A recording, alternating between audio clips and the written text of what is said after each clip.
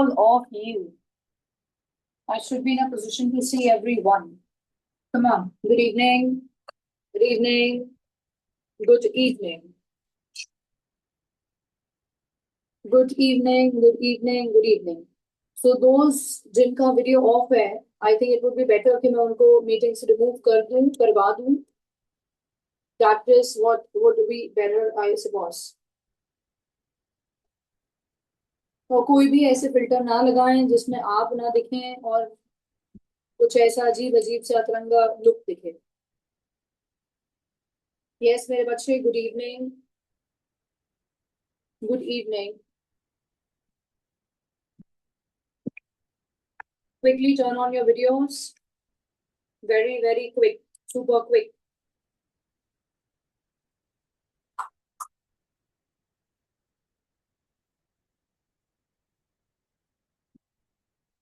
Good evening. Good evening.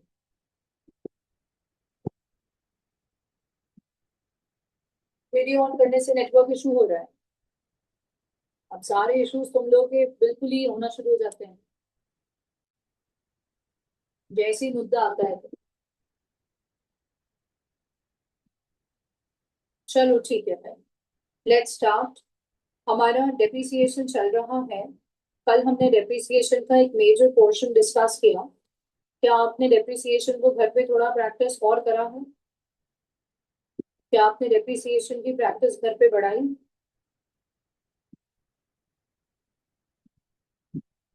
Okay, तो अगर करा तो that's nice, that's good.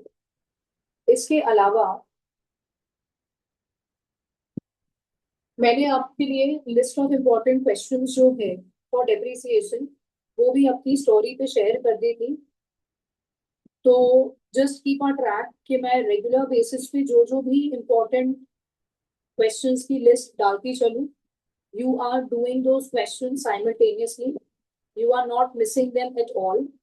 Complete करना इज वेरी इम्पोर्टेंट. तभी के तभी उनको ये सोच के ना छोड़ें कि इनको हम आगे कर लेंगे, क्योंकि फिर वो वक्त नहीं आता.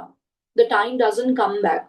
तो जो इम्पोर्टेंट क्वेश्चंस हैं उनको हम बहुत अच्छे से कर लें, और बाकी जो क्वेश्चंस हैं उनको भले ही हम ओरल कर लें, लेकिन उन क्वेश्चंस को तो हम एटलीस्ट रिटन में करके चलें. Is it clear to you? I hope yes. Don't miss that.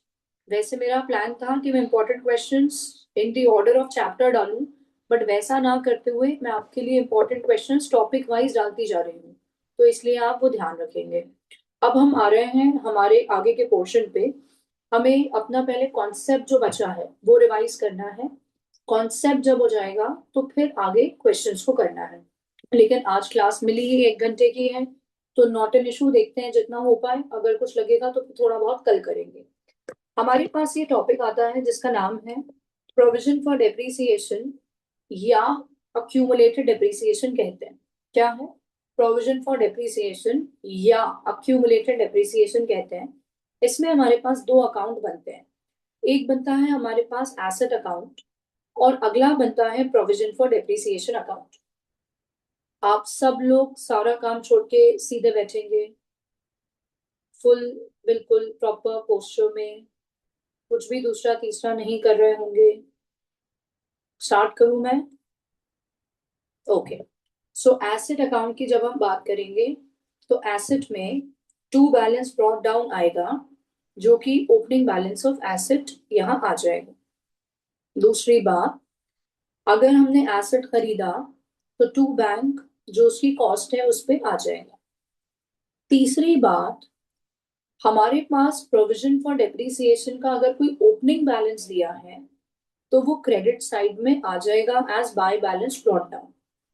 फिर इस साल जब हम एसेट्स को यूज कर रहे हैं तो जो डेप्रिसिएशन लगेगा उसको हम यहाँ पे बाय डेप्रिसिएशन नाम से इस अकाउंट में लगाएंगे. किस अकाउंट में? प्रोविजन के अकाउंट में, ना कि एसेट के अकाउंट. उसके बाद अगर कोई एसेट बिकेगा तो वो जितने का बिक रहा है हम यहाँ बाय बैंक करके लिखेंगे, और जो एसेट बिक रहा है जब उसको खरीदा था से जब उसको बेच रहे हैं, आई रिपीट, जब उसको खरीदा था से जब उसको हम बेच रहे हैं, उतने समय का जो टोटल डेप है वो हम यहां लिखते हैं प्रोविजन फॉर डेप्रिसिएशन के डेबिट में। टू एसेट नाम से क्या आएगा यहाँ, total depreciation charge till the date of sale. और इस अमाउंट को हम इस अकाउंट के क्रेडिट साइड भी लिखते हैं बाय प्रोविजन फॉर डेप नाम से। ओके, जितने का बेच रहा है बाय बैंक, बेचने पे लॉस हो रहा है बाय लॉस, प्रॉफिट हो रहा है तो टू प्रॉफिट, और इसका क्लोजिंग बैलेंस आ जाएगा और इसका क्लोजिंग बैलेंस आ जाएगा। तो ये मैंने आपको एक बार अकाउंट रिवाइज करवाया। अब मैं फटाफट से बोल रही हूँ, आप मुझे चैट बॉक्स में जवाब देते जाइएगा। एसेट का भले दिख रहा है तो भी टाइप करिएगा ताकि आप इन्वॉल्व हो। एसेट का ओपनिंग बैलेंस कहाँ आता है, डेबिट। प्रोविजन का ओपनिंग बैलेंस कहाँ आता है, क्रेडिट। अगर आपने एसेट और खरीदा कहाँ आता है, डेबिट। अगर आपने इस साल डेप्रिसिएशन चार्ज किया वो कहाँ आता है, क्रेडिट ऑफ प्रोविजन अकाउंट। अगर आपने कोई एसेट बेचा तो जब खरीदा था वहां से लेके जिस डेट पे बेच रहे हो वहां तक का डेप्रिसिएशन एक जगह आता है या दो जगह, दो जगह, एक तो प्रोविजन के डेबिट में और एक एसेट के क्रेडिट में। ओके, अब जब आपने एसेट बेचा तो वो जितने का बिका वो कहाँ आता है, एसेट के क्रेडिट में। लॉस हुआ तो क्रेडिट में, प्रॉफिट हुआ तो डेबिट में। ओके, अब जो मैं क्वेश्चन पूछूं मुझे जवाब दीजिएगा। अगर मैं कहूं प्रोविजन में और से, प्रोविजन में बाय बैलेंस ब्रॉट डाउन आ रहा है, ये opening by balance brought down आ रहा है, ये क्या बताता है, क्या बताता है, क्रेडिट में ठीक है, बताता क्या है, what is the meaning, not liability, what does this mean, समझते क्या हो, मैम ओपनिंग ने डाल दिया, समझते क्या हो, समझ में भी तो आना चाहिए ना कुछ, समझते क्या है। बिगिनिंग ऑफ द ईयर तक का, क्या बोला मैंने, बिगिनिंग ऑफ द ईयर, एक तारीख 1 अप्रैल में भी, बिगिनिंग ऑफ द ईयर तक का सारी मशीन्स, जितनी भी मशीनें हैं सारी मशीन्स जब भी खरीदी गई होंगी तब से लेकर बिगिनिंग ऑफ द ईयर तक का डेप। क्या बोला मैंने, सारी मशीन्स अलग अलग डेट पे जब भी खरीदी होंगी उस खरीदने की डेट से लेकर इस साल की शुरुआत तक का टोटल डेप है वो। समझ गए, बाय डेप क्या बताता है, बाय डेप बताता है इस साल का डेप्रिसिएशन। अब जो तुम डेबिट में लिखते हो टू एसेट, वो क्या बताता है, टू एसेट, प्रोविजन के डेबिट में लिखते हो टू एसेट, वो क्या बताता है,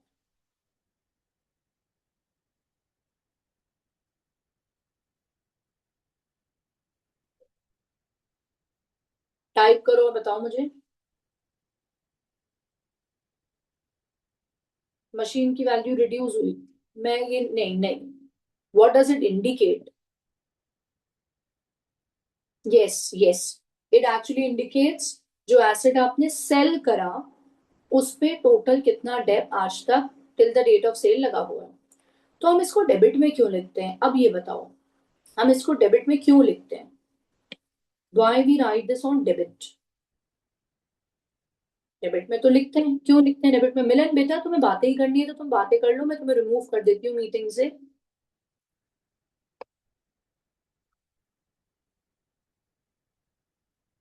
बताइए डेबिट में क्यों लिखते हैं, नहीं बेटू लाइबिलिटी कम हुई ये रीजन नहीं है। अब आप लोग सुनिए, एक्चुअली ना एसेट आपका हो गया है सेल, क्या कहा मैंने, एसेट हो गया है आपका सेल।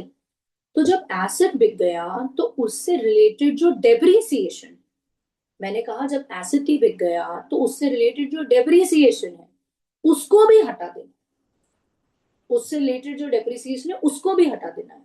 तो ये जगह बता रही थी डेप, ये इस साल का और डेप। अब जो मशीन बिक गई उसका डेप यहाँ पे हमने हटा दिया, ये बता रहा था साल की स्टार्टिंग तक का डेप, ये बता रहा है और डेप जो लगा, तो ये बता रहा है बेसिकली टोटल डेप। तो जो बिक गई मशीन उसका डेप यहाँ लिखा तो हमने हटा दिया, माइनस का इफेक्ट आ जाए, removing the depreciation of the machine sold. We are trying to remove the depreciation of the machine which is sold. The depreciation of all the machines is here and here. तो ये total में से जो बिक गई उसका depreciation हम क्या कर रहे हैं बच्चे, हटा रहे हैं, तो डेबिट में इफेक्ट आ रहा होता है। समझे मेरी बात? ओके। और ये यहां से उठ के कहा जाता है, ये जाता है यहाँ, ये जाता है यहाँ।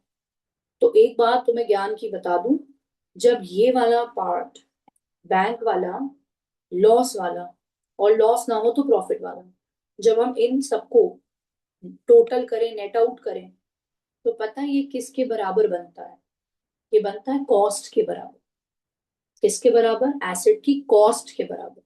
तो मैं कहूँ फॉर एग्जाम्पल जो मशीन बेच रहे हो वो यहाँ पे दिख रही है इसमें 1 लाख की, अब आज तक उस पर जो डेप्रिसिएशन लग गया फॉर एग्जाम्पल वो है 60,000, तो ये 60,000 ना यहाँ आता है, और मानो वो बिकी 50,000 की, तो हमने 50 दिखा दिया।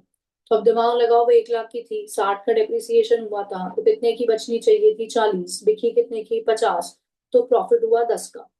तो तुम देखो जरा 1 मिनट स्मार्टली क्या हो रहा है, बदतमीजी हो गई है तुम।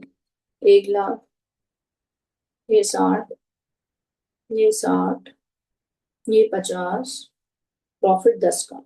तो क्या तुम्हें ये बात स्मार्टली दिख रही है कि मैम इनका तो जो नेट इफेक्ट आया वो 1 लाख ही आया? 60 ये, 50 ये, एक 10 माइनस 10, 1 लाख।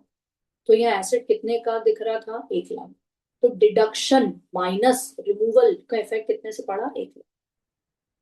कितने से? 1 लाख। तो हमने कुल मिला के जो गई मशीन उसको अपनी बुक्स में से हटा दी। अब तुम लोग मुझे फाइनली जरा फटाफट से स्टेप बताओ, ओपनिंग बैलेंस एसेट का कहाँ आता है क्विकली? नहीं, कैश नाम से नहीं लिखते प्रॉफिट को, प्रॉफिट नाम से लिखते हैं। डेबिट में आता है। अच्छा बताओ मुझे क्लोजिंग कहाँ आता है एसेट का? क्रेडिट में आता है। अच्छा बताओ प्रोविजन का ओपनिंग कहाँ आता है? क्रेडिट में आता है। अच्छा ये बताओ इस साल का डेप्रिसिएशन कहाँ आता है? क्रेडिट में आता है। अच्छा बताओ अगर हम एसेट को बेच रहे हैं तो क्या हमें उसके डेप्रिसिएशन को रखना चाहिए कि हटा देना चाहिए?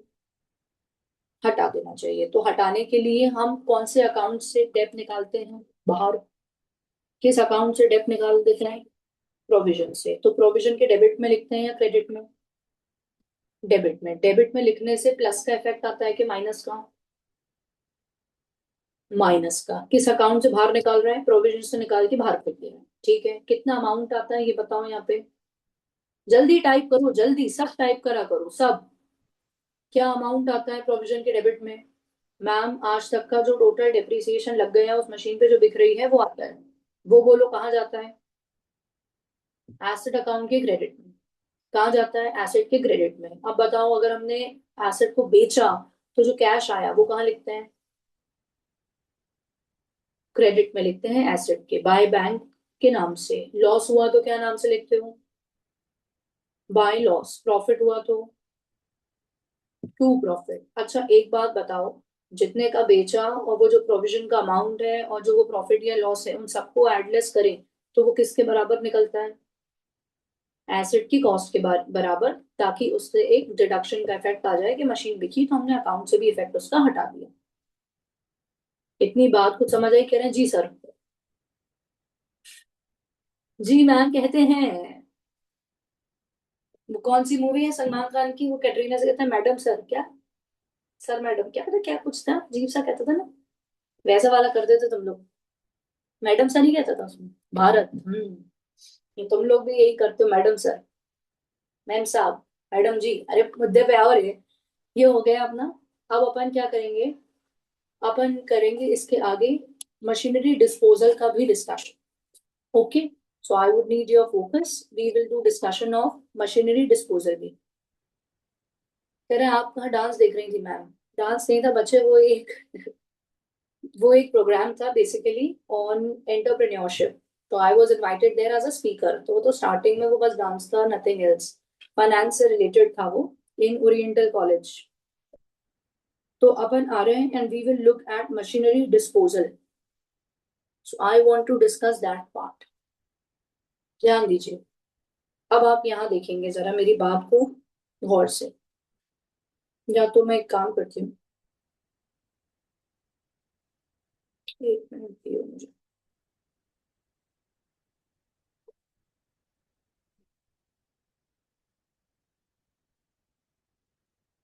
चलो इधर देखो ध्यान से। तो बात ऐसी है कि ये एक मशीन अकाउंट है, ये प्रोविजन फॉर डेप्रिसिएशन अकाउंट है। और अगर क्वेश्चन ने कहा मशीनरी डिस्पोजल बनाओ, पहले तो पर्पस समझें कि मशीनरी डिस्पोजल बन क्यों रहा है। डिस्पोजल का मतलब क्या होता है? डिस्पोज करना मतलब एसेट खरीदना, या एसेट को डिस्पोज मतलब बेचना, खत्म करना। क्या मतलब? मैम सेल करना। Agreed. Now look at one thing everybody, it's very simple. तुम प्रोविजन अकाउंट में अभी हमने डिस्कस करा, क्योंकि मशीन बिक रही है तो हमें उसके रिस्पेक्ट में डेप्रिसिएशन हटाना है। तो हम यहाँ किस नाम से लिख रहे थे बताइए? हम लिख रहे थे टू एसेट के नाम से। अब हम टू एसेट के नाम से नहीं लिखेंगे, और इस अकाउंट में भेजने की जगह हम उसको इस अकाउंट में भेजेंगे, इस अकाउंट में भेजने की जगह हम इस अकाउंट में भेजेंगे। तो हम नाम लिख देंगे मशीनरी डिस्पोजल। मशीनरी डिस्पोजल में हम भेज रहे हैं उस एसेट पे टोटल आज तक कितना डेप लगा, तो यहां लिखा। और ये मशीन के यहां ना लिखते हुए क्रेडिट में हमने यहां लिखा है। पिछले में बोलो क्या कर रहे थे? क्या कर रहे थे? यहां से हटाते थे, इसके क्रेडिट में दिखाते थे। अब हम क्या कर रहे हैं? अब हम सेम यहां से हटा तो रहे हैं, लेकिन इसमें ना दिखाते हुए इसके क्रेडिट में दिखा। एक बात को पक्की कर लो। दूसरी बात, जो ये एसेट है ये बिक रहा है, तो एसेट अकाउंट से भी इसको बाहर निकालो। तो आप बाय मशीनरी डिस्पोजल लिखोगे उसकी कॉस्ट। क्या लिखोगे? उसकी कॉस्ट।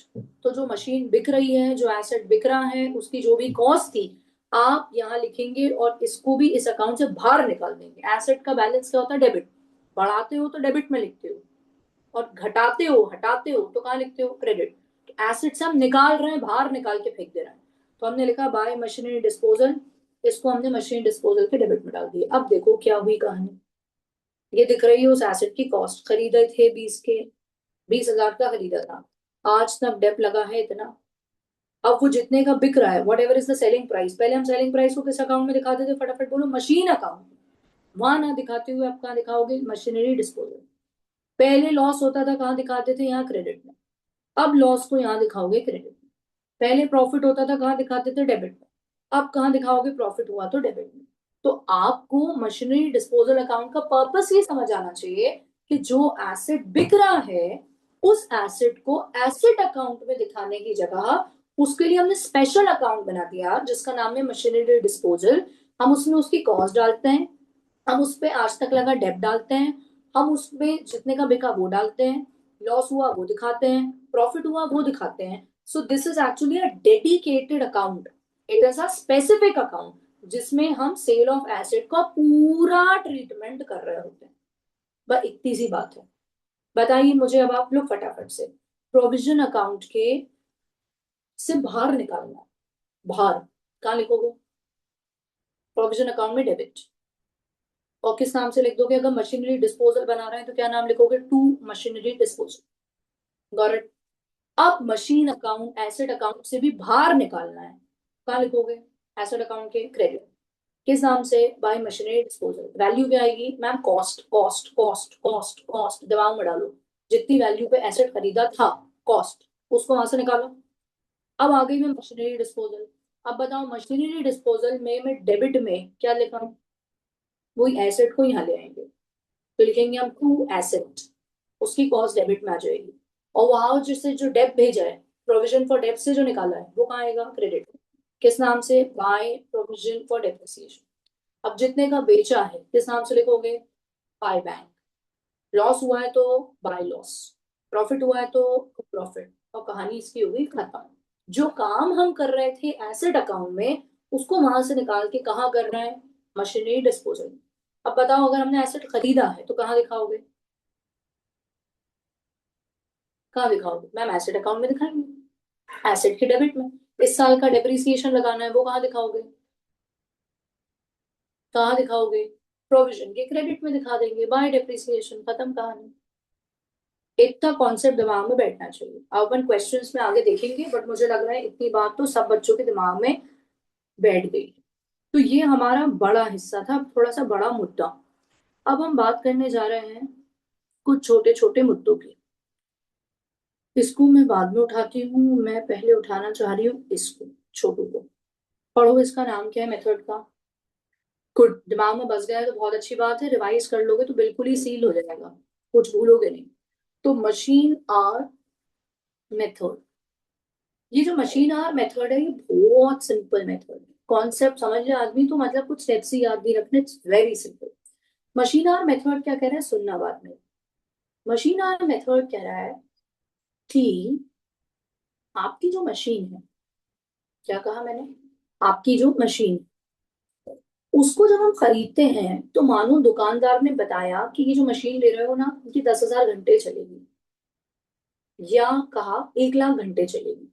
अब ये दिमाग में डाल दो, मशीन खरीदी और हमने पूछा भाई ये कितनी चल पाएगी, हमें प्रोडक्शन करना है। तो उन्होंने कहा आप ये मानिए आराम से 1 लाख घंटे तो चल पाएगी।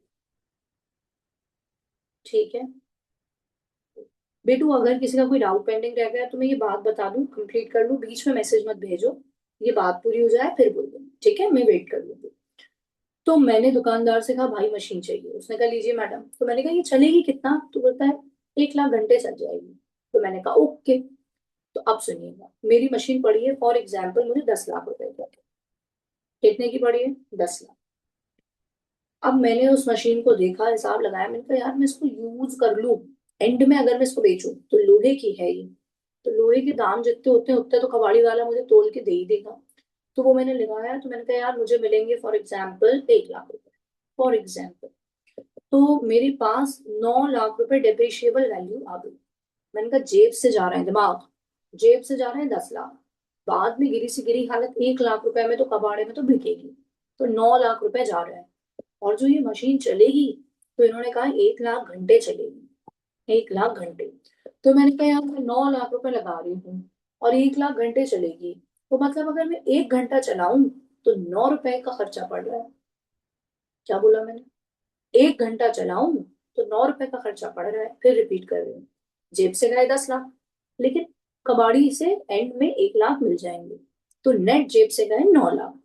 कितने घंटे चलेगी? 1 लाख घंटे पूरे चल जाएगी। तो मैंने कहा मतलब 9 लाख लगे 1 लाख घंटा चलाने के लिए, तो 1 घंटा जो ये चलती है तो मेरा 9 रुपए का खर्चा बनता है। अब क्वेश्चन कहे कि आपके ईयर वन में 10,000 घंटे चली, तो मैं फर्स्ट ईयर का डेप कितना लूंगी? मैं बोलूंगी 9 रुपए 1 घंटे का, तो 10,000 घंटे का 90,000, पहले साल का डेप आ गया। दूसरे साल के लिए क्वेश्चन कहे चली 20,000 घंटे, तो मैं कहूंगी 1 घंटे का 9 रुपए, तो 20,000 घंटे का 1,80,000 डेप। तीसरे साल का क्वेश्चन ने कहा 5,000 घंटे चली, तो मैंने कहा 1 घंटे का 9, तो 5,000 घंटे का 45,000 का खर्च। ओवर। तो मैम बस खत्म मेथड? हाँ, यही है। तो इसके स्टेप्स देखो, ओरिजिनल कॉस्ट जो भी हो, स्क्रैप वैल्यू माइनस, इससे डेप्रिशिएबल वैल्यू मिली। इस डेप्रिशिएबल वैल्यू को जब हम डिवाइड करते हैं टोटल मशीन आवर्स से, तो 1 घंटे की कॉस्ट मिल जाती है। जब उसको मल्टीप्लाई कर दो, किससे मल्टीप्लाई कर दो आप? ये इससे, machine hours of current year, उस वर्ष के मशीन आवर्स से। 9 रुपए 1 घंटा, 10,000 घंटे के 90,000, 9 रुपए 1 घंटे का 20,000 घंटे के 1,80,000 मशीन आवर्स उस साल के। आपके पास उस साल का डेप आ जाता है। क्या ये टफ है? सुनने में बड़ी बहुत ऐसा लगे अरे इतना बड़ा कुछ ज्ञान दे रही है, कुछ है ही नहीं उसके अंदर। इतनी सिंपल सी बात है, समझ लो तो स्टेप्स नहीं लगते। अब आप मेरी मदद करिएगा, मैं आपसे कहूं अगर ओरिजिनल कॉस्ट है 5 लाख और स्क्रैप वैल्यू है, कैलकुलेटर तैयार रखना जरा योद्धाओं, स्क्रैप वैल्यू है फॉर एग्जाम्पल 50,000। अरे यार ये नॉनसेंस क्यों करते हो, मुझे समझ नहीं आता। अब अभिषेक शुक्ला कह रहे हैं सम ऑफ डिजिट बता दो, मुक्का दूंगी मैं मिलाकर। और किसी को बुरा लगे तो लगा करे 4 बार। आदमी आपको एक चीज समझा रहा है, फिर दूसरा समझाएगा, तीसरा आपको ये समझाते मैं सम ऑफ डिजिट सिखाऊं? तो कितने इनसेंसिटिव टाइप के बच्चे हैं। बाकी पूरे अच्छे बच्चे, मेरे अच्छे नहीं, बहुत बहुत बहुत अच्छे बच्चे। I am proud of them and I really love them. But वो कुछ कुछ एक दो दूसरों को भी डिस्टर्ब करते हैं ऐसे करके। आइए इधर बेटू, कैलकुलेटर उठाइए। अब हम आ रहे हैं यहाँ पे, ओरिजिनल कॉस्ट है 5 लाख, स्क्रैप वैल्यू है 50,000। ये होने के बाद मैं कहूँ अगर टोटल जो मशीन आवर्स हैं वो हैं, सपोज करें हम 50,000 आवर्स, 50,000 घंटे मशीन चलेगी। ईयर 1 में हमारा एस्टिमेट है 8,000 आवर्स चलेगी। ईयर 2 में हमारा एस्टिमेट है 10,000 घंटे चलेगी। ईयर 3 में हमारा एस्टिमेट है 18,000 घंटे चलेगी। चलो मुझे तीनों सालों का डेप्रिसिएशन का अमाउंट कैलकुलेट कर दो, let me C.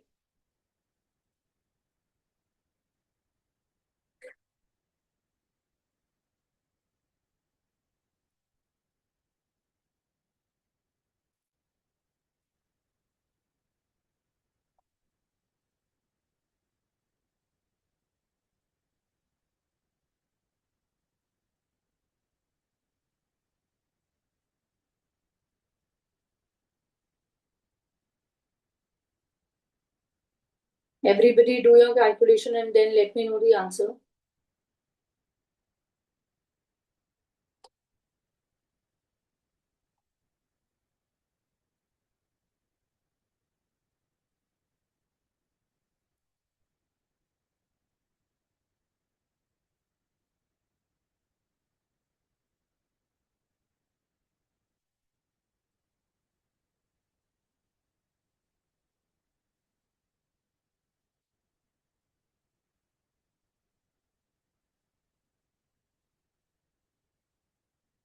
So many have already given the answer. Rest of you, come on, speed up. कैसे, क्या आप लोगों ने स्टेप्स याद करके किया या लॉजिक से किया? लॉजिक से किया तो अपने पास कॉस्ट कितनी है? 5 लाख माइनस कितना करा? 50,000, बचा कितना? 4,50,000। उसको डिवाइड किया 50,000 से, आपके पास 1 घंटे का आया होगा, इंटू करे आवर्स, आंसर आ गया। पहला क्या 72,000 आ रहा है सबका? 72, 90 एंड 162, यही आ रही है value. Okay, done done done done done done done, good, very good. अब हम इसी तरीके से, हमारे पास एक अगला मेथड आता है जिसका नाम है depletion method. It is again very easy, very easy.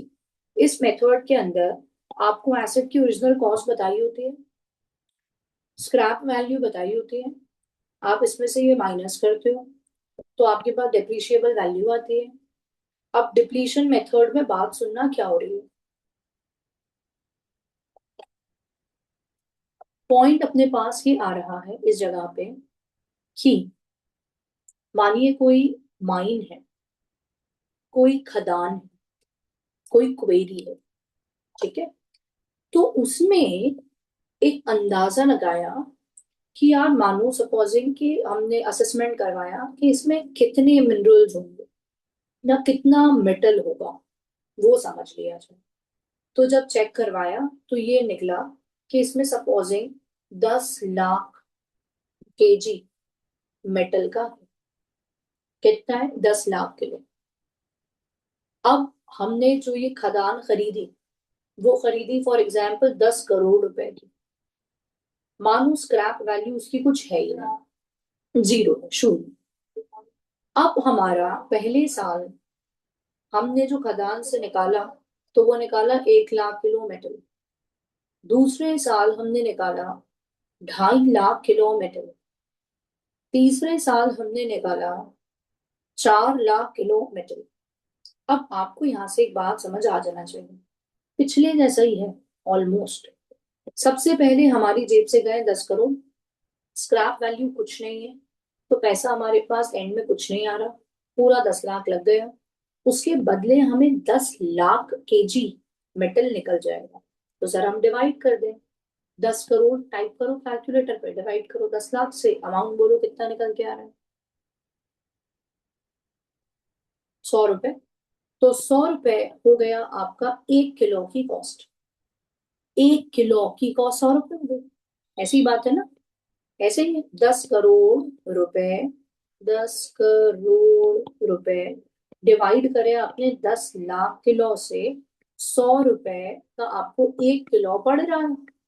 अब अगर हम पहला साल देखें तो उसमें 1 लाख केजी निकाल लिया, तो 1 लाख इंटू 100 कर दो, तो 1 करोड़ रुपए पहले साल का डेप्रिसिएशन है, मतलब डिप्लीशन हो गया।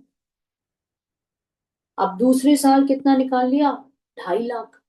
तो 2.5 लाख इंटू 100 कर दो, क्योंकि 1 किलो 100 का पड़ रहा है। तो 2.5 करोड़ सेकेंड ईयर का डिप्लीशन हो गया। तीसरे साल निकाला 4 लाख, तो 4 लाख इंटू 100 कर दो, तो 4 करोड़ हो गया तीसरे साल का डिप्लीशन। कॉमन सेंस बेस्ड बात अगर देखो तो जो पिछले में था वो ही इस बार है। उसमें डेटा किसके अकॉर्डिंग दिया था, आर्स के हिसाब से। और इसमें डेटा किसके हिसाब से दिया हुआ है, मेटल या मिनरल कितना किलो निकल पाएगा, सेम तरीके से कर देना। कुछ आ गई बात समझ। अब इसी जैसा तीसरा होता है, उसका नाम अलग कर दिया, उसका नाम है प्रोडक्शन मेथड। क्या नाम है, प्रोडक्शन मेथड। यहीं कहीं प्रोडक्शन मेथड के आप पाए जा रहे हैं, मिल जाए मुझे। प्रोडक्शन नहीं दिख रहा है, मैं लिख के करा दूंगी। ये मिल रहा है। प्रोडक्शन मेथड को देखिए आप। प्रोडक्शन मेथड क्या कहता है सुनो। मैं गई दुकानदार के पास, मैंने उससे कहा, मैंने कहा भैया ये वाली मशीन दे दो। उसने कहा ले लीजिए मैडम। मैंने कहा ये बताओ इस मशीन से मैं कितने यूनिट बना पाऊंगी।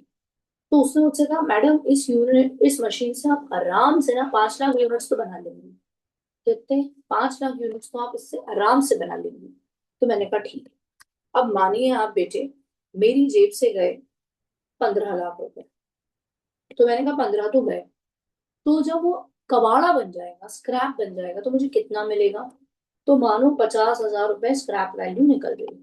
तो 15 लाख गए, लेकिन 50,000 आ जाएंगे, तो बेसिकली कितने रुपए लग रहा है अपने, 14.5 लाख रुपए। अग्रीड। उसने मुझसे कहा मैम इससे 5 लाख यूनिट्स ना आराम से बन जाए।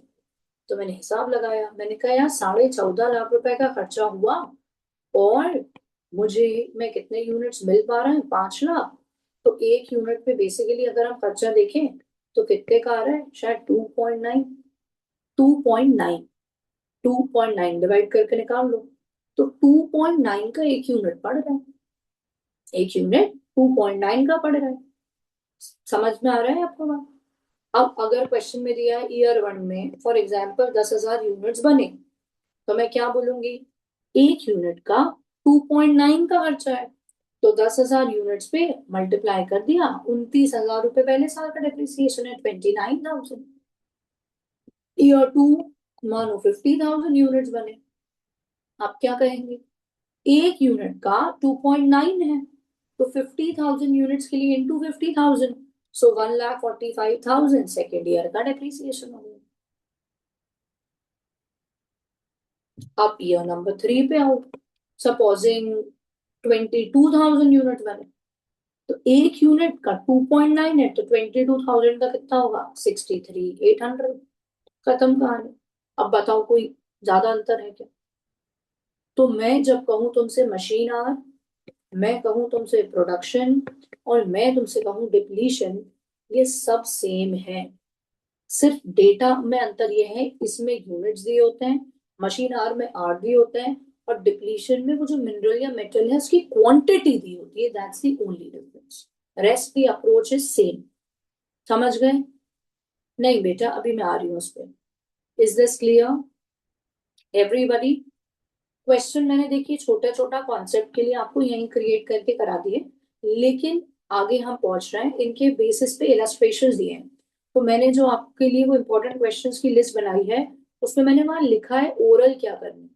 ऐसा अगर आप लोगों ने देखा हो तो ओरल में इस पैटर्न के क्वेश्चंस को मैंने डाला डाला हुआ है। तो बस टिक टिक लगा के उसको कैलकुलेटर पे कर लेना, स्किप नहीं करना। कॉन्सेप्ट मैंने करवा दिया। अब हम जा रहे हैं अगले पे, जिसका नाम है सम ऑफ डिजिट मेथड। तो सम ऑफ डिजिट मेथड को हम देखेंगे। अब आपको पानी पीना है, आप फटाक से 1 सेकंड में पानी पी लीजिए क्विकली। आप लोग पता है बस अगर आपसे मैं जो कहती चलूं आप वो करते चलें, और आपको कोई कुछ भी नीड है, मैं शुरू से यही बात बोल रही हूँ, आप मुझे बता दें कि मैम ये। बट आपको ये भी समझना बहुत जरूरी है कि मैम क्लास में इतने बच्चों को बांध के चलना चाहती हैं, सबको समझ में आए। हम बीच में अपनी इंडिविजुअल ख्वाहिशें रखने लगेंगे वो गलत हो जाता है। वो मेरे लिए वाली बातें हैं, ये बेसिक के खिलाफ है। बेसिक एटिकेट्स के भी खिलाफ है और ये आपके लिए नुकसानदायक है, क्योंकि आपको सबको जो जो आप कहोगे वील डू एवरीथिंग, कि मैम ये जहाँ जो चेंज करना होगा शेड्यूल में कुछ मैं करूंगी आपके लिए, कि भाई मेरे बच्चों का जो बेस्ट हो। आप बीच में ऐसे करो तो फिर कैसे बात चलेगी। चलिए आइए इधर।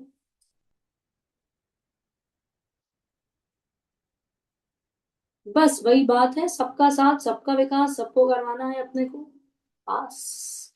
तो ये वाला जो नारा है इसको अपने को पूरा करने के लिए मेरे और तुम्हारा दोनों में ही सिनर्जी लगेगी, बिना उसके तो काम नहीं हो पाता।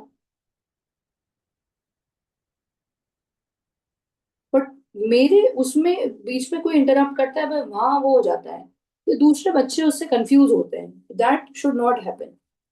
Come to this method, everyone, sum of digits method. Now, when we talk about this method, sum of digit method, हम्म इसमें देखिए जरा डेटा, सपोजिंग ओरिजिनल कॉस्ट है 8.5 लाख रुपए, उसके बाद स्क्रैप वैल्यू 1.5 लाख रुपए। अब हम क्वेश्चन पे आ गए हैं। Original cost 8.5 lakh, scrap value 1.5 lakh, useful life 7 साल, find depreciation for all the years. इस मेथड को हम कैसे आगे बढ़ाते हैं, अप्रोच देखिए। ये जो है ये एब्सोल्युटली नॉनसेंस मेथड, यही वर्ड है, लेकिन इंस्टीट्यूट को पसंद आ गया। तो बस अब नॉनसेंस ही सही, लेकिन अब आ गया पसंद, तो आ गया, इंस्टीट्यूट की पसंद है, क्या ही करें। हम इसको अच्छे से देख लें, बहुत इजी है, टफ नहीं है, लेकिन दिमाग में रखना पड़ेगा, रिवाइज करके जाना पड़ेगा। अब अपने पास ओरिजिनल कॉस्ट 8.5 लाख है, उसमें से अगर आपके पास कोई स्क्रैप वैल्यू है तो माइनस तो करनी पड़ती है, तो अपने पास डेप्रिशिएबल वैल्यू कितनी बचती है, 7 लाख। अब इस मेथड में डेप्रिसिएशन निकालने की टेक्निक ये है कि जो डेप्रिशिएबल वैल्यू है वो ठीक, आप इनटू करते हो, और से सुनना, remaining life of asset, remaining life of asset including including current year. तो अब जब हम पहले साल खड़े, तो 7 साल यूजफुल लाइफ थी, तो कितनी साल बाकी है, 7 इंक्लूडिंग करंट ईयर लेना। और डिनोमिनेटर में आता है सम ऑफ, थोड़ा इधर लिखती हूँ, sum of digits of useful life. अब मैम ये क्या है, तो लाइफ कितनी है बोलो, 7 साल। तो आपको क्या करना है, सुनना, आपको करना है 1 + 2 + 3 + 4 +5 +6 +7। तो 7 साल, 7 तक आने के लिए 1 2 3 4 5 6 7 7 डिजिट्स हैं, तो आपको इनका सम कर देना। करो, 28 आ रहा होगा, तो डिवाइड करोगे आप 28 से, और अभी से कितने साल बचे हैं, 7, तो न्यूमरेटर में 7 आया। अब अभी 1 मिनट पैटर्न पकड़ो, इनटू डिवाइड तो तुम कर लोगे, सेकेंड ईयर में बोलो क्या करोगे, यू गिव योर रिकमेंडेशन, बताओ मैं कैसे कैलकुलेट करूंगी। 7 लाख इंटू, कहो क्या, इंटू क्या, 6। 6 क्यों कर रहे हैं, number of years remaining including present year. तो जब आप सेकंड साल में खड़े हो, तो second, third, fourth, fifth, six, seven, 6 साल। कैसे गिना मैंने, सेकंड के एंड में खड़े हो तो इंक्लूडिंग वो साल, second, third, fourth, fifth, six, seven, 6 साल, 6/28। ठीक है, नेक्स्ट ईयर पे देखो, नहीं नहीं 28 ही आएगा बेटा, नीचे नीचे का नहीं चेंज हो रहा, denominator is not getting change. मेरी पानी किसने कहा, अच्छा मैंने कहा था बहुत देर पहले, थैंक यू। चलिए, तो आपके पास आया नेक्स्ट, मैं यही भूल गई कि मैंने ही पानी का कहा था, इतनी देर। सो नेक्स्ट अपने पास क्या आ रहा है, थर्ड ईयर में जब खड़े हैं, तो how you have to do the counting, third year, तीसरा, चौथा, पांचवा, छठा, सातवां, कितने लोग हैं, 5। सो न्यूमरेटर में गया 5, डिनोमिनेटर में वही 28। आगे जाओ, 7 लाख इंटू, बोलो कैसे काउंटिंग करोगे, कौन से साल खड़े हैं हम, चौथे, उसको गिनोगे, चौथा, पांचवा, छठा, सातवां, कितने साल, 4/28। कुछ समझ में आ गया? तो ये तुम्हारे हर साल का डेप आ जाएगा। That's how it is to be done. अब बाई चांस क्वेश्चन एक हरकत करे, बोले फर्स्ट ईयर से बनाओ, तो बना लेंगे। कैसे बनाओगे, एसेट अकाउंट डेबिट में लिखोगे टू बैंक, एसेट कितने का खरीदा, वो ऊपर खरीदा था ना 8.5 लाख, देखो मैं तो बना रही हूँ, हेल्प करना मेरी, पहले साल का टू बैंक कितने का खरीदा, 8.5 लाख। फिर हम ईयर एंड में लिखेंगे बाय डेप्रिसिएशन, कितना लगा डेप्रिसिएशन, 175। फिर लिखा हमने बाय बैलेंस कैरीड डाउन, चलो बैलेंस निकलवाओ, 8.5 लाख माइनस 175,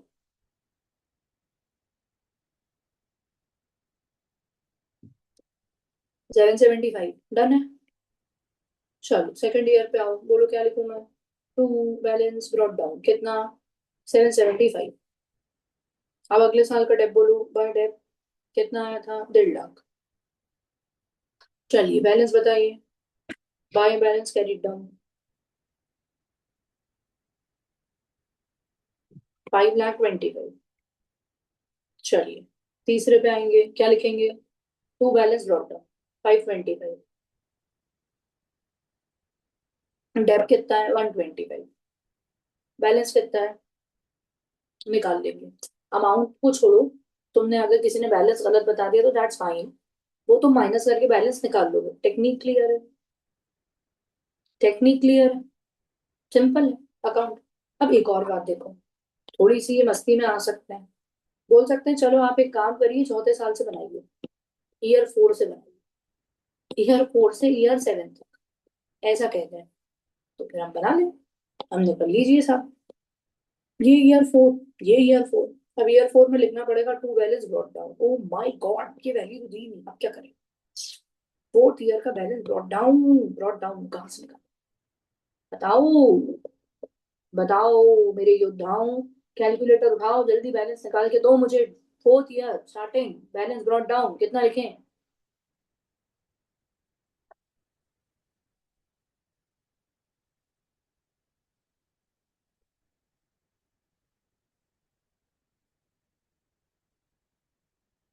गजेंद्र का कहना है 1,25, अदिति अनुष्का का कहना है 4 लाख, हुसैन का कहना है 1,25, आयुष जैन 4.5 लाख, दिमाग लगा के बताइए भाई, बैलेंस ब्रॉट डाउन निकालना है, balance brought down, balance, balance का मतलब एसेट की वैल्यू चौथे साल के शुरू में, कैलकुलेटर उठाइए, टाइप करिए 8.5 लाख, माइनस करिए 175, फिर माइनस करिए 150, फिर माइनस करिए 125, और बताइए क्या आ रहा है,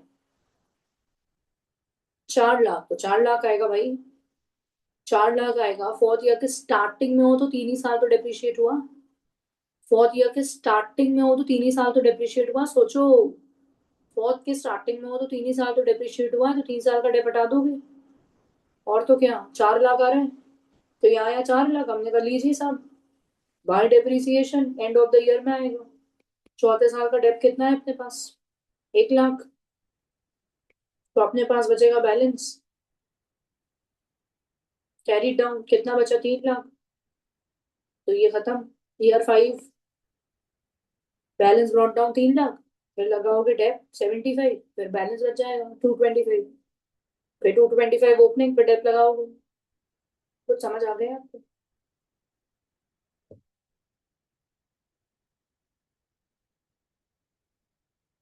अच्छा आपको ये अप्रोच क्लियर हुई, लेजर कैसे बनाना है, अब मैं आपको कुछ डेटा दे रही हूँ, आप मुझे मदद करेंगे। मैंने आपसे कहा यूजफुल, यूजफुल लाइफ है फॉर एग्जाम्पल 10 साल, 9 पकड़ लेते हैं, 9 साल, उसके बाद मैं आपसे कहूँ कॉस्ट है एसेट की फॉर एग्जाम्पल 25 लाख, फिर मैं कहूँ आपसे स्क्रैप वैल्यू है सपोजिंग 2 लाख, नहीं 2 लाख बहुत हो जाएगी, अपन ले लेते हैं 1.5 लाख स्क्रैप वैल्यू, और हमें बनाना है मशीन का account from year 5 two year 9, ये कह दिया, ठीक है, ओके, चलिए शुरू करते हैं। पहले तो ये मैंने फॉर्मेट खींच लिया, कर लो सर। ईयर 5 से चाहिए तो ईयर 5, ईयर 5, ये भी ठीक है। टू बैलेंस ब्रॉट डाउन, ठीक है। अब आता है वैल्यू। 5वें साल की वैल्यू तो नहीं पता स्ट्रेट अवे, तो आपको एक शॉर्टर टेक्निक भी है, मैथ्स वाली लगा लो, तो मैं वो नहीं लगवाना चाह रही अभी फालतू। आप सिंपल काम से चलिए। आप लिखिए सारे सालों का डेप्थ, पहले साल का, दूसरे का, तीसरे का, चौथे का, पांचवे का, छठे का, सातवें का, 8 और 9। और आपको आता है डेप्थ निकालते, जरा फटाफट तीव्र गति में डेप्थ निकालना शुरू करो, पहले साल का निकाल के रख दो। पहले साल का डेप्थ फटाफट निकालो और मुझे बताना स्टार्ट करो कि मैम ये डेप्थ आ रहा है फर्स्ट ईयर का।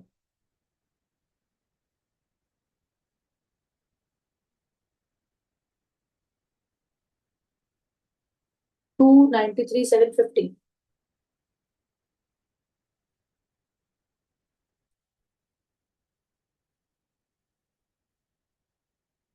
470। Are you sure it's 470?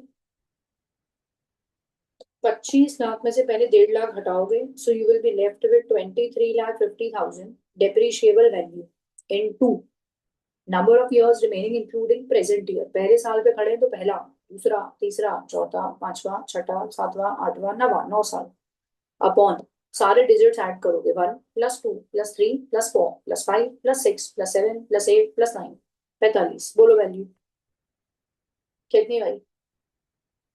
Depreciation पहले साल का 4,70,000, गुड। अगले पे आओ, 23,50,000 इंटू 8/45।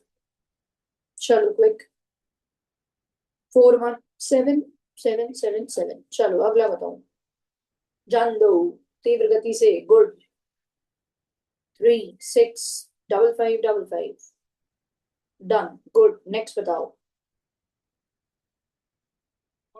Good good good. 3,1,33,33, बहुत ही बढ़िया। पता है कैसे आ रहा है? किसी को लगे बीच में अरे कि क्या से क्या हो गया, पूछ लो। अगला बताओ,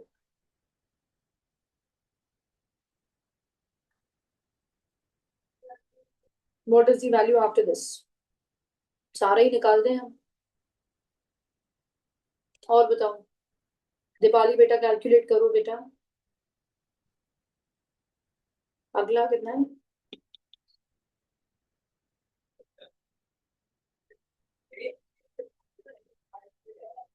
20,88,88, ऐसा। बुक वैल्यू नहीं, अभी मुझे पूरा डेप दे दो, सारा डेप दे दो।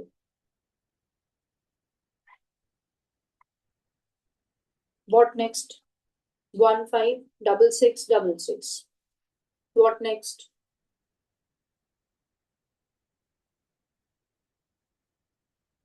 10,44,44।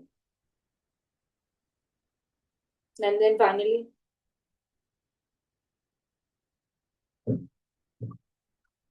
5,22,22। Is this done? अब हमें कौन से साल की ओपनिंग वैल्यू चाहिए ये बताइए? 5वें साल की। तो जब 5th ईयर की ओपनिंग वैल्यू चाहिए तो कितनी बार डेप लगा होगा? कितने साल अभी तक डेप लगा होगा? 4। कितने साल लगा होगा? 4। चलो टाइप करो 25 लाख कैलकुलेटर पे। 25 लाख वॉज द कॉस्ट, उसमें से माइनस करो पहले साल का डेप, दूसरा, तीसरा और चौथा, चारों साल का डेप माइनस कर लो। 25 लाख में से 4 साल का डेप माइनस करो, शायद वैल्यू आ रही है 9,33,335। 9,33,335। व्हाट डू यू से? अग्रीड? कंफर्टेबल? अब क्या करेंगे ईयर एंड में बाय डेट? 5वें साल का डेप कितना है अपने पास? 26,11,11। बैलेंस निकाल लेंगे, बैलेंस कैरी डाउन, तो माइनस करके निकल आएगा। अब अगले साल वो क्या बन जाएगा? Balance brought down, balance brought down. फिर अगले साल बाय डेप लगेगा। अब कौन सा साल का डेप लगेगा? 6th ईयर का। 20।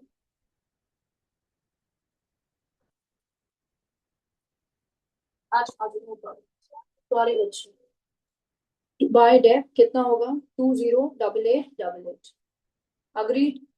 Then what will we get, sum balance आ जाएगा माइनस करके, मत निकालो, तुम्हें समझ में आता है बैलेंस कैसे निकालते हैं। फिर अगले साल ऐसे, फिर अगले साल ऐसे। ज्यादा कोई लोचा नहीं, ज्यादा कोई बहुत लोचा नहीं, लेकिन देख के जाते हैं तो इजीली हो जाता है। ठीक है, अब मुझे ये बता दो इतने तक, अब ये मत बोलना है एग्जाम क्वेश्चन करा दो, क्वेश्चंस पे भी आए नहीं ना अपन। अभी अपन क्या कर रहे हैं, कॉन्सेप्ट, कॉन्सेप्ट के साथ उससे रिलेटेड क्वेश्चन, और फिर अपन बड़े क्वेश्चन भी कर रहे हैं, तो बड़े पे अभी अपन जाएंगे। यहाँ तक बता दो, समझ आ गया, कोई चिंता का विषय?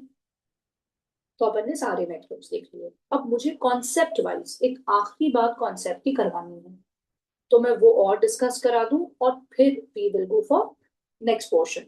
अब वो तो कल ही हो पाएगा, लेकिन अभी तो हमें कॉन्सेप्ट का एक इंपॉर्टेंट पार्ट और करना है, important. And the point is regarding revaluation.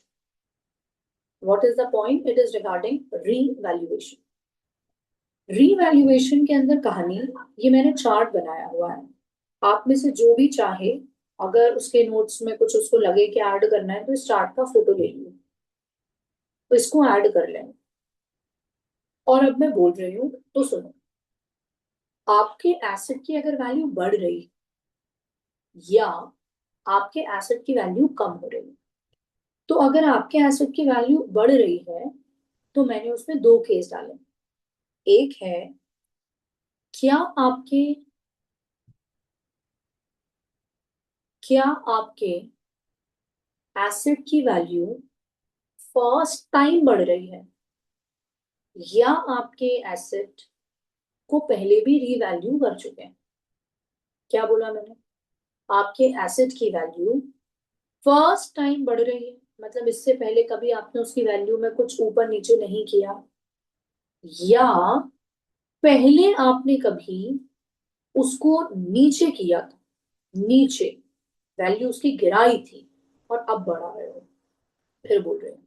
सबसे पहले हेडिंग बोलो क्या चल रहा है, रीवैल्यू।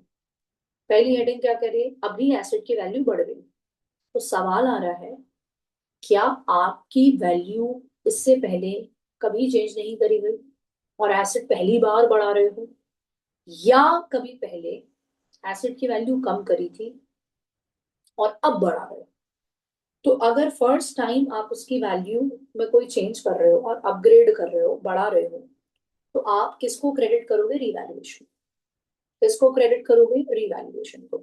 तो लैंड की वैल्यू बढ़ा रहे हो तो लैंड टू रीवैल्यूएशन, मशीन की वैल्यू बढ़ा रहे हो, पहले कभी कम नहीं करी थी, मशीन टू रीवैल्यूएशन। बिल्डिंग की वैल्यू बढ़ा रहे हो तो बिल्डिंग टू रीवैल्यूएशन। सो ये बात है। अब इसके नीचे आया सब्सिक्वेंटली इंक्रीज, मतलब पहले कभी बढ़ाई है, अब और बढ़ रही है, पहले भी बढ़ाई हुई है और अब उसी दिशा में और बढ़ रही है, तो भी यही करोगे, एसेट टू रीवैल्यूएशन। तो एसेट की वैल्यू और बढ़ा दोगे। तो मानो बुक वैल्यू 1 लाख, और एंड ऑफ फर्स्ट ईयर उसकी वैल्यू हो गई 1,20,000, तो पहली बार रीवैल्यू कर रहे हैं, तो एंट्री क्या होगी आपकी, asset account debit to revaluation 20,000 से बढ़ा दो। अब मैं बोलूं सेकेंड ईयर, पिछले साल 1,20,000 करी थी, अब वो सेकंड ईयर 1,30,000 पहुंच गई, तो 10,000 से और बढ़ गई। तो आप करोगे सेकंड ईयर में entry, asset account debit to revaluation 10 और बढ़ा दोगे। तो आप ये समझो, इससे पहले कभी एसेट की वैल्यू कम नहीं हुई, इससे पहले एसेट की वैल्यू कभी कम नहीं हुई, पहली बार बढ़ रही एसेट टू रिवैल्यूएशन। इससे पहले कभी बढ़ चुकी और अब और बढ़ रही, तो भी asset to revaluation, because the direction is same. लेकिन अगर कभी पहले आपने एसेट की वैल्यू को गिरा दिया था, आपने कहा यार ये जमीन नहीं जाएगी इतने की, कोई नहीं मिलने वाले इतने पैसे, ये बिल्डिंग नहीं बिकेगी भाई इतने की, ये मशीन नहीं जाएगी इतने की, आपने एसेट की वैल्यू गिरा दी थी। अब आपको लग रहा है, अरे वाह यार हमने तो गिरा दी थी, इसकी तो वैल्यू बढ़ गई। आपको लग रहा है हमने तो इसकी वैल्यू पास्ट में कम कर दी थी, अब तो वैल्यू बढ़ गई। बिल्कुल सही कह रहे हैं, हाईवे निकल गया, जमीन पड़ी थी बंजर, कुछ यूज ही नहीं होता था, हमें लगा जाए गलत पैसे लगा दिए, पता पड़े एकदम हाईवे निकल गया, मैं मेट्रो प्रोजेक्ट आया, अरे हमने कहा दिन बदल गए। पहले हमने उसकी वैल्यू गिरा दी थी अपनी बुक्स में कि हाँ जितने का खरीदा है उतने भी नहीं मिल पाएंगे, लेकिन अब उसकी वैल्यू बढ़ गई। ऐसे केस में सबसे पहले reverse up to amount of loss in P N L. अगर आपने पुराने किसी साल में वैल्यू गिराई थी मानो 20,000 से, तो आप पीएनएल में 20,000 का क्रेडिट कर दो। अगर आपने किसी पुराने साल में 50,000 से वैल्यू गिराई थी, तो 50,000 से पीएनएल में क्रेडिट कर दो। आपने 1 करोड़ से वैल्यू गिराई थी, तो आप 1 करोड़ से पीएनएल में क्रेडिट कर दो, इनकम दिखा दो, रिवर्स कर दो। और उसके ऊपर अगर बढ़ रही है तो वो रिवैल्यूएशन में जाएगी। उसके ऊपर अगर बढ़ रही है तो रिवैल्यूएशन में जाएगी। मैंने इसके लिए एग्जाम्पल रखा है। कॉस्ट थी 20,000, पहले साल के एंड में आपने उसकी वैल्यू को गिरा दिया और बोला ये तो सिर्फ 18 की है, तो आपने 2,000 रुपए का लॉस पीएनएल में दिखा दिया होगा। अब सेकेंड ईयर ये वैल्यू पहुंच गई 24,000। हमने कहा लो भाई, हमने तो वैल्यू गिरा दी थी, ये तो 24 की हो गई। तो अब आप दिखा कितने की रहे थे उसको, 18, और अब वो कहाँ पहुंच गई, 24। तो 6,000 रुपए बढ़ाना है, तो 6,000 में से 2,000 रुपए आप पीएनएल में क्रेडिट करोगे, रिवर्स करोगे। जो पिछली बार इफेक्ट दिखा चुके उसको पहले नलिफाई करोगे, और जो उसके ऊपर 4,000 रुपए का गेन है वो रिवैल्यूएशन में। क्या कुछ बत्ती जल रही है? इस एग्जाम्पल को देखो।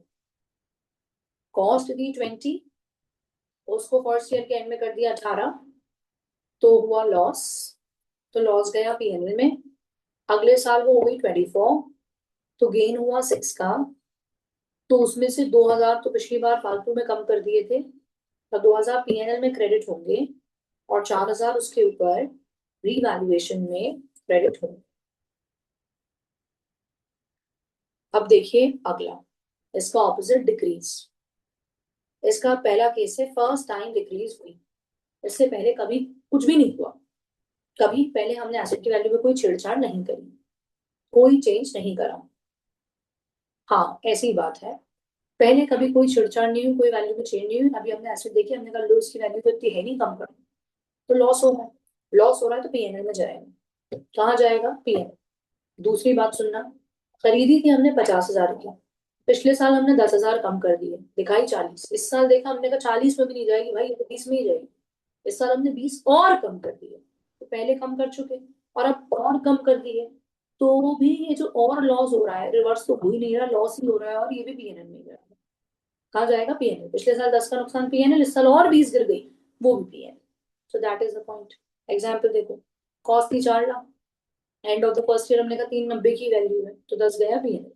अगले साल हमने कहा 390 भी नहीं बची, तो 370 की वैल्यू है, तो 20,000 का और loss, that will also go in PNL.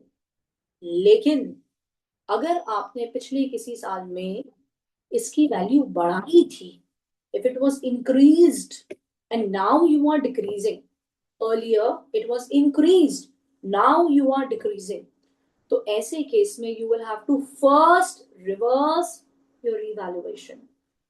You have to first reverse the profit that you had shown in revaluation, और फिर आप किस में जाएंगे, पीएनएल। तो जरा इसका एग्जाम्पल देखिए। 2.5 लाख की ली थी, और 2.5 लाख की लेके पहले साल में हमने उसको 2.65 की कर दी, तो हमने कितनी से वैल्यू बढ़ा दी, 15 से। तो वैल्यू बढ़ा दी तो कहाँ गया होगा, फटाफट बताओ, रिवैल्यूएशन में। अब दूसरे साल आए, वैल्यू गिर के कितनी हो गई, 2.20। हमने कहा लो भाई 2.20 हो गई, वैल्यू तो गिर गई, तो 2.65 से 2.20 पे आओ, कितने का कम हो रहा है, 45।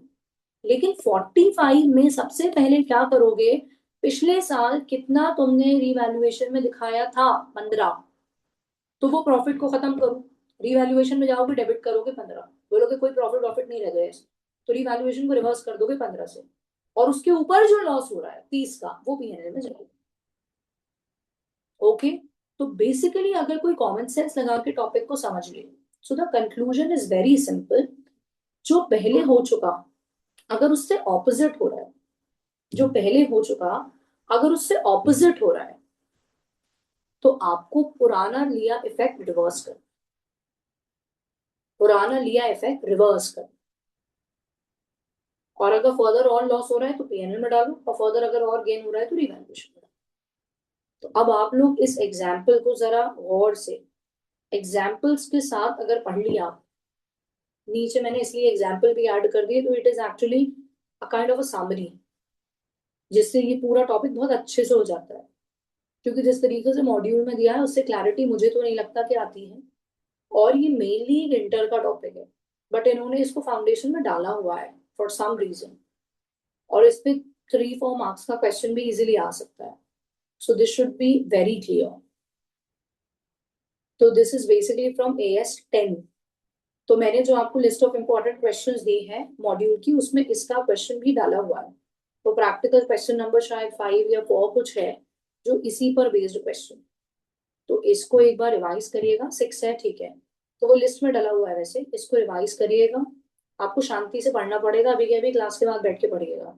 जैसे ही पढ़ेंगे और नीचे एग्जाम्पल लिखा है समझ के करेंगे तो आपसे बनेगा। और वो जो क्वेश्चंस मैंने कहा है मॉड्यूल के, वो अवश्य कर लीजिएगा। तो यहाँ पे आके मेजरली सारा कॉन्सेप्ट हमारा डिस्कस हो जाता है। मुझे कल का टाइम मुझे लगता है थोड़ा और देना पड़ेगा, ताकि हम डिप्रिसिएशन के क्वेश्चन लगा सकें। ठीक है। बट मैं फिर भी आप सभी से उम्मीद करूंगी कि आप क्वेश्चंस को लिख लिख के कर कर आए, जितने ज्यादा हो सके, ताकि आपकी पोजीशन और बेहतर से बेहतर हो। ठीक है। हमारा आपको डेप्रिसिएशन को मैं कंप्लीट कराऊंगी, लेकिन बिल ऑफ एक्सचेंज अगला टॉपिक है। तो लेट्स सी टाइम कितना निकलता है, क्या क्लास का ड्यूरेशन मिलता है। तो we can easily begin then, we can begin then based on the availability of time.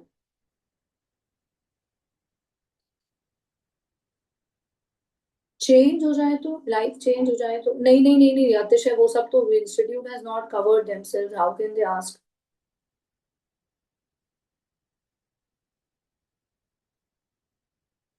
बेटा आप नेचर के पीछे पड़े हैं शायद। मशीनरी डिस्पोजल का नेचर क्या होता है, इसका कुछ भी नेचर नहीं है, नॉनसेंस है ये बात। नेचर वेचर में तो वैसे भी नहीं घुसना चाहिए, बिकॉज ट्रेडिशनल अप्रोच लगती नहीं है। बट अगर आप ऐसा जगह सोचो तो ये है तो रियल ही, क्योंकि ये कहीं ना कहीं रिप्रेजेंट किसको कर रहा है, एक तरीके से मशीन को ही रिप्रेजेंट कर रहा है, तो काइंड ऑफ वो है। बट ये एक साल से दूसरे साल तक बैलेंस फॉरवर्ड नहीं होता, बैलेंस उसी साल क्लोज जाता है उसका नेचर रियल कैटेगरी।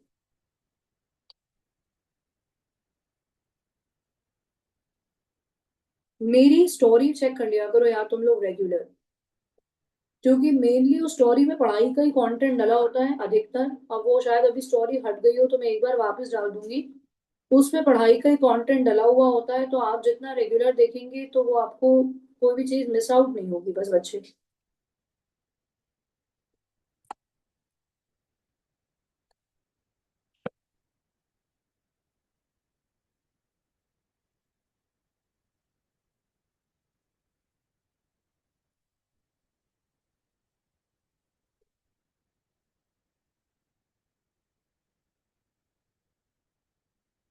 अरे इंस्टा जाते ही रील खुल जाती है यार। डिसिप्लिन भी कोई चीज होती है मेरे बच्चे, वो तो हमें लानी पड़ेगी जीवन के अंदर। Believe me, I never never felt as if this all is worth it पूरे पढ़ाई के दौरान। But you need to always know to balance your life. Social media is something which you should not leave. Mark my words. We are living in this society, you cannot leave. But you need to have that discipline of using it. We should not become uska ghulam. We need to know how to make it your asset. So कुछ discipline तो लाना पड़ेगा मेरे बच्चे। ऐसा थोड़ी ना होगा कि अभी से 4 साल बाद तुम एज अ व्यक्ति बदल जाओ। तो you need to know to balance. That's it. I will not see anything which is not needed right now. I will not do anything which is not needed right now. That's it.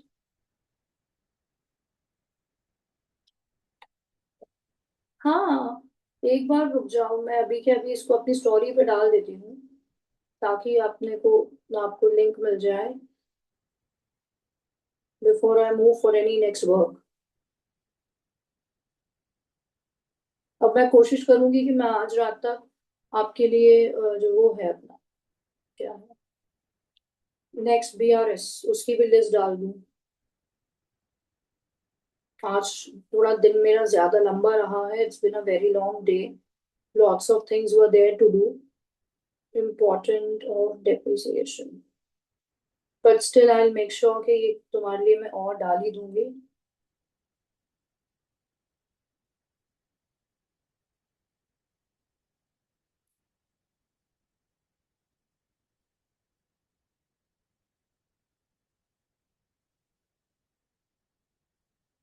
और अपने पास एक ये क्या है, B are S के भी।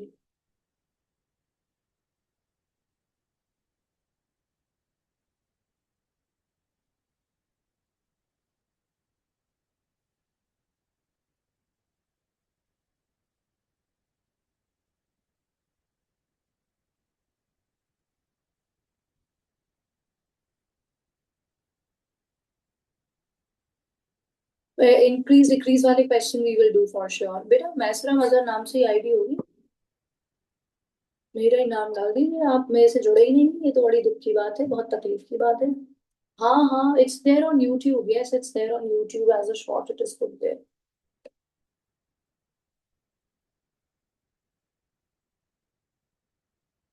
BRS के question का सोल्यूशन, वो एक जो क्वेश्चन दिया था वो कह रहे हो? मैं करवा, कल कल करते हैं, ये कल याद दिलाना।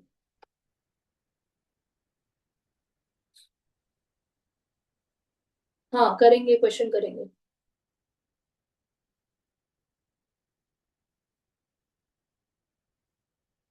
ठीक है, और कोई बात रह गई क्या?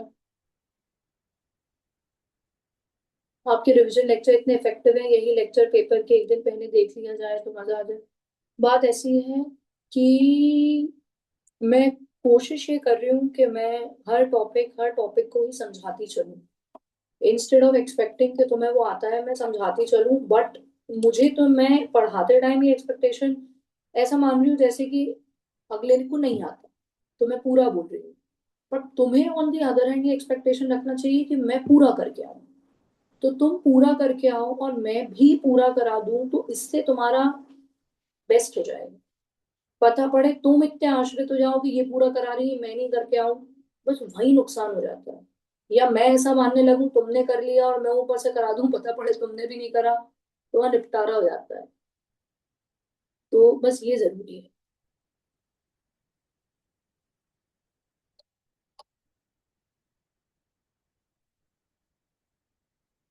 अरे क्या हो रहा है भाई, हर कुछ नॉनसेंस, क्या करने लगते तुम लोग मस्ती? क्या? क्या? आपके